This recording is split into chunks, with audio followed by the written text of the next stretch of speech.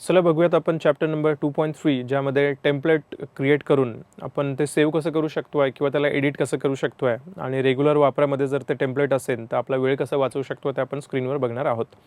यासाठी स्क्रीनवर एक ब्लँक फाईल माझ्याकडे आहे आणि एक सेट ऑफ कमांड्स म्हणजे पर्टिक्युलर काही कमांड्स ज्या रेग्युलर मला रिक्वायरमेंटमध्ये लागतात. एक्झाम्पल, मला फाईल ओपन केल्यानंतर आजची डेट रेग्युलर हवी आहे यासाठी मी टुडे कमांड यूज करतो आहे.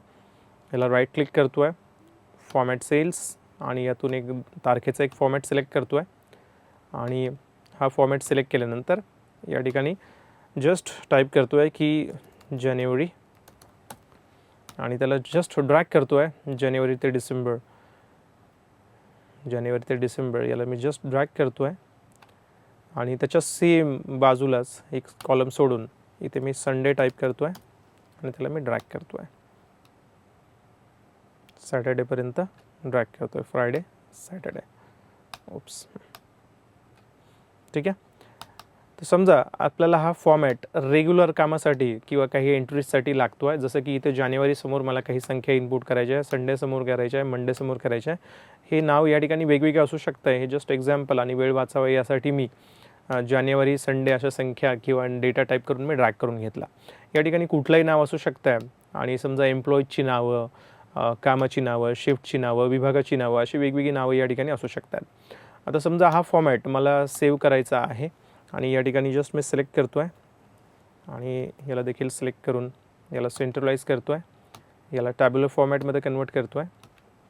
सेम प्रोसेस इथे समजा मी एक लाईन किंवा एक कॉलम जागा सोडतो आहे आणि याला देखील मी सिलेक्ट करतो आहे आणि याला देखील टॅब्युलर फॉर्मॅटमध्ये कन्वर्ट करतो आहे. हवं तर तुम्ही त्याला कलर्स, बॅकग्राऊंड, बोल्ड, इटॅलिक्स, एक्सेलची सगळी ऑप्शन्स आपण देऊ शकतो आहे आणि याला आपल्याला टेम्पलेट म्हणून आता सेव्ह करायचं आहे. आणि हे टेम्पलेट मी पुन्हा टाईप करण्याच्या ऐवजी हे फिक्स्ड या ठिकाणी व्हावं आणि ही जी खटपट मी केली आहे संख्या टाईप करण्याच्या आधी की इथे डेटा आला आहे आणि इथे डेटा आला आहे, तर हा पुन्हा टाईप करण्यात माझा जो वेळ जातो आहे हा वेळ जाण्याच्या ऐवजी मी टेम्पलेट जर याला सेव्ह केलं तर पुन्हा टाईप करण्याच्या ऐवजी स्क्रीनवर हा टेम्पलेट मला ऑटोमॅटिक यूजफुल होऊ शकतो आहे. मग यासाठी फाईल टॅबवर मला जायचं आहे, सेव्ह ॲजवर जायचं आहे, डेस्कटॉपवर यायचं आहे किंवा जिथे आपला pen drive, C drive, D drive जिथे आपल्याला डेटा सेव्ह हवा आहे त्या ठिकाणी येऊन इथे जस्ट त्याला नाव द्यायचं आहे. मी एक्झाम्पल देतो आहे टेस्ट आणि सेव्ह ॲज टाईपमध्ये एक्सेल वर्कबुकच्या ऐवजी एक्सेल टेम्पलेट हे ऑप्शन सिलेक्ट करायचं आहे आणि जस्ट त्यावर सेव्हवर क्लिक करायचं आहे. सेव्हवर क्लिक करतो आहे, मी कंट्रोल N नवीन फाईल ओपन करतो आहे. आता मला ते सेम टेम्पलेट यूज करायचं आहे. मी फाईल टॅबवर जातो आहे आणि इथे जर मी न्यूवर क्लिक केलं, जसं की मी आता शॉर्टकट कीद्वारे कंट्रोल Nनी केलं आहे, तर इथे सगळ्यात पहिले रिसेंट वर्कबुक माझं हे दाखवतं आहे की टेक्स्ट. तर माझं टेम्पलेट मी यूज करू शकतो आहे किंवा याच्या ठिकाणी याच्याऐवजी मी पुन्हा समजा कंट्रोल N केलं किंवा हे मी एक्सेल बंद करतो आहे आणि एक्सेल बंद करून पुन्हा मी नवीन एक्सेल फाईल ओपन करतो आहे.